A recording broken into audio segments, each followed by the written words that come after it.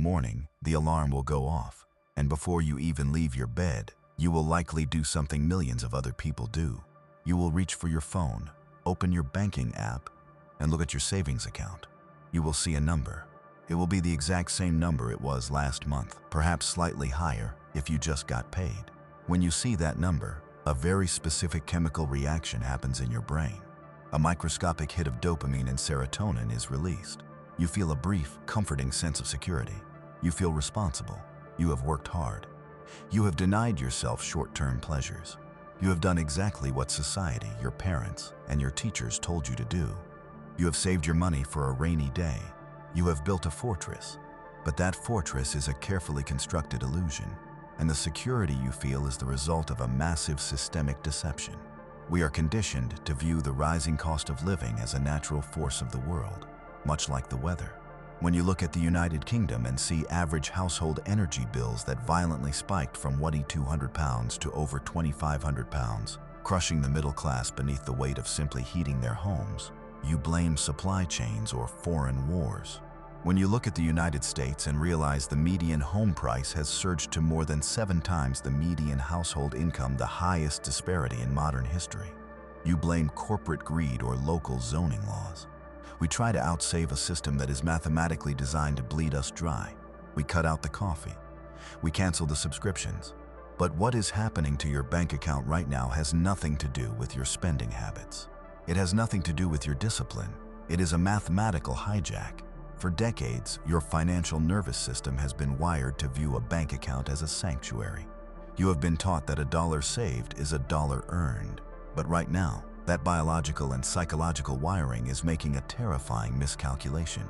It is convincing you that keeping your money in cash is the safest thing you can do, when mathematically it is guaranteed financial ruin. This isn't a budgeting crisis. This is a systemic, silent wealth transfer. And to understand how you are being quietly, legally robbed every single second of every single day, we have to look backward. We have to look at how empires fall. To understand the robbery, you first have to understand the vault. What is money? At its absolute core, money is simply a battery. It is a storage device for human energy. When you go to work for 8 hours, you are expending your finite time, your physical labor, and your mental energy. You cannot get that time back. In exchange for sacrificing a piece of your life, you are given a token. That token is supposed to store the energy you just expended, holding it securely in time and space, so that you can deploy that energy months or years later to buy food, shelter, or security for your family. For a battery to be useful, it must not leak. It must hold a charge. In the 1st century, the Roman denarius was a highly effective battery. It was a coin forged of almost pure silver. If a Roman citizen worked hard and saved their denarii, their purchasing power was mathematically secure. The physical scarcity of the silver guaranteed that their stored energy survived intact through the winter. But empires are expensive. As Rome expanded, as it fought endless border wars, built massive public works, and took on staggering administrative debts, the emperors realized a brutal truth. They could no longer afford to pay their own bills. The empire was consuming more energy than it was producing. They could not simply raise taxes, because the citizens would revolt. So, the emperors changed the rules of the game in the shadows. They initiated a process called coin clipping and debasement. The Roman mints began taking the pure silver coins, melting them down and mixing in cheaper base metals like copper and lead. Year after year, the silver content of the denarius was reduced. By the end of the 3rd century, the coin that was once pure silver contained barely 5% of the precious metal. The citizens were still holding a coin called a denarius. It looked largely the same. It jingled in their pockets the same way. It was stamped with the face of the emperor. But its soul had been hollowed out. Its capacity to store energy had been destroyed. Because the government was minting millions more of these diluted coins to pay for its debts, the merchants in the markets instinctively realized the money was weaker. To compensate, they demanded more coins for a single loaf of bread, a single tunic, a single piece of land. This mechanism is called currency debasement. It is the most effective hidden tax ever discovered by human governance. It allows a central authority to confiscate the purchasing power of its citizens without ever having to physically break into their homes. This is the exact engine that destroyed Weimar Germany in the 1920s, wiping out the entire middle class in a matter of months. And it is the exact engine that powers modern global inflation today. You might think we are smarter than the Romans. You might think our modern, sophisticated financial system is immune to this primitive form of theft. But the mechanism hasn't disappeared. It has simply been digitized, sanitized, and hidden behind complex economic jargon. In 1971, the global financial system underwent a structural shift that changed the course of human history. The United States, acting as the anchor for the global economy, completely severed the ties between its currency and gold. For the first time in human history, the money we used was backed by absolutely nothing but government decree. It became fiat money. When money is no longer tied to a physical constraint, when it is no longer anchored to something that requires actual time and energy to produce, it ceases to be a battery. It becomes a tool of extraction. Today, when a central bank needs to stimulate the economy or fund a deficit, they do not mine more gold. They do not increase the productive output of the nation. They simply execute a keystroke. They create billions, sometimes trillions, of new digital currency units out of thin air. When that central bank keystroke happens, the new money actively and aggressively siphons purchasing power directly out of the currency already sitting in your checking account.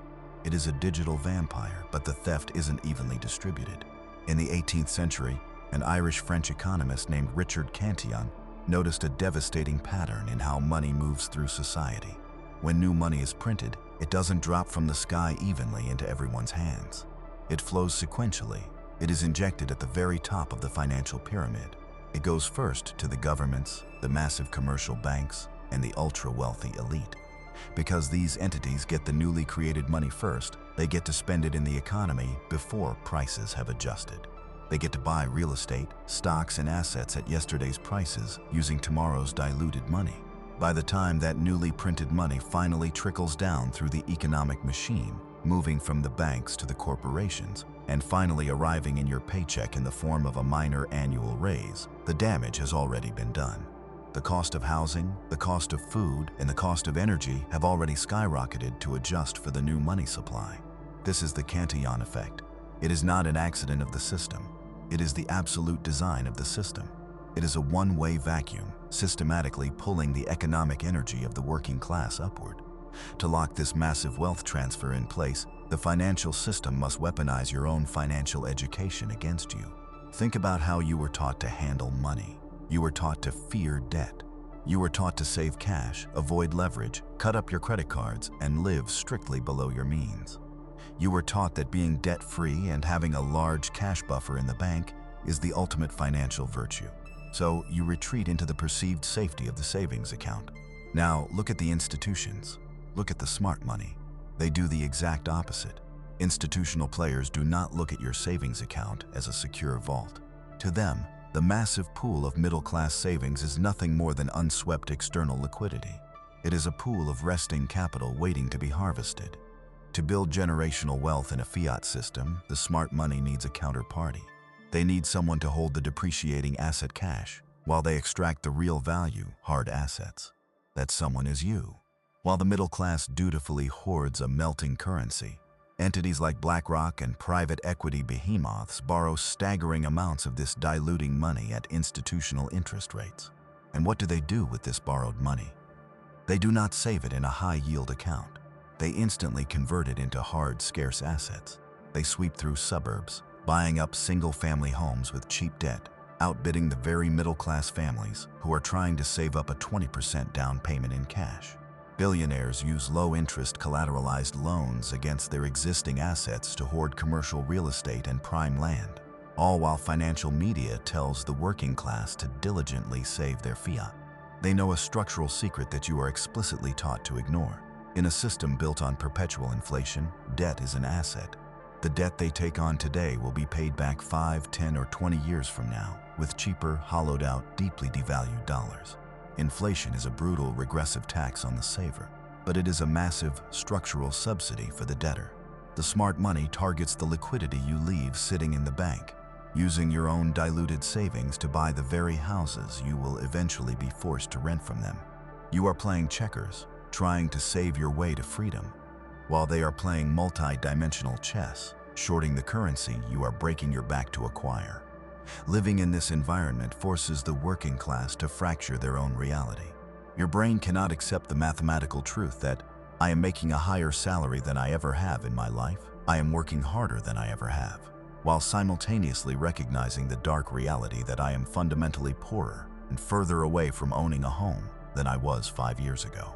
To resolve this devastating cognitive dissonance, society creates a narrative of personal responsibility to mask the systemic failure. You stop reacting to the mathematical reality of a broken money supply, and you start reacting to the illusion of your nominal salary increasing. Look at the math. If you receive a 4% annual raise at work, but the true inflation rate, the actual rising cost of the housing, energy, and food you need to survive, is running at 10%, you didn't get a raise. You just received a 6% silent demotion. You are doing the exact same labor for 6% less purchasing power. When your variable rate mortgage adjusts upward by hundreds of pounds a month, or your rent jumps by 20%, you feel a literal tightness in your chest. Your nervous system releases a spike of cortisol. You enter a state of physiological and financial panic. But then, the banking system swoops in. They offer you a high-yield savings account paying 4.5%. They give you a breadcrumb of yield to make you feel like your money is actively working for you. In that split second, the panic drops. You feel like a smart investor. But the bank is providing the exact same psychological relief from the panic that the monetary system caused in the first place. You are holding a melting ice cube in your bare hands, and the bank is handing you a single paper towel to wipe up the water. The gap between what you earn and what things actually cost is widening at an accelerating rate, and no amount of extreme budgeting will ever close it. This illusion cannot last forever. When a system becomes entirely parasitic, the host eventually seeks a cure. Look away from the financial centers of the West and look at the frontiers of global finance. Look at nations that have already experienced rapid, devastating currency devaluation. The citizens in these frontier economies are not waiting for their governments to fix the money. They already know the money is broken. They are abandoning it. Long before Wall Street fully grasped the concept of digital money, citizens in Kenya were revolutionizing commerce with M-Pesa, turning their mobile phone minutes into a more reliable medium of exchange than their national fiat currency. Across Latin America and Africa, millions are bypassing the extractive banking system entirely, converting their labor directly into digital stablecoins, seeking a life raft pegged to something that won't melt in their hands by the end of the week. But make no mistake, the developing world is not an isolated case. They are the canary in the coal mine. The exact same mathematical engine that destroyed purchasing power in emerging markets is currently running red hot in London and New York. The West is simply further up the exact same downward escalator. The symptoms are identical. The middle class being squeezed, assets drifting permanently out of reach, and a currency that buys less every single time the sun rises. What is happening in the frontier is a preview of the future waiting for the West if it refuses to wake. For thousands of years, human beings used money as a way to conquer time. We used it to store the finite hours of our youth so that we could afford to rest in our old age. We are biologically hardwired to trust the numbers sitting in our vaults. But the architecture of modern money is not designed to protect your purchasing power. It is designed to harvest it.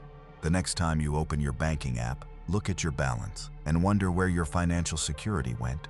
Remember this: you are not bad with money. You are an unwitting participant in a rigged game where the rules are quietly changed while the ball is still in the air. You are fighting a century of monetary engineering that has successfully convinced you to mistake a melting ice cube for a concrete foundation.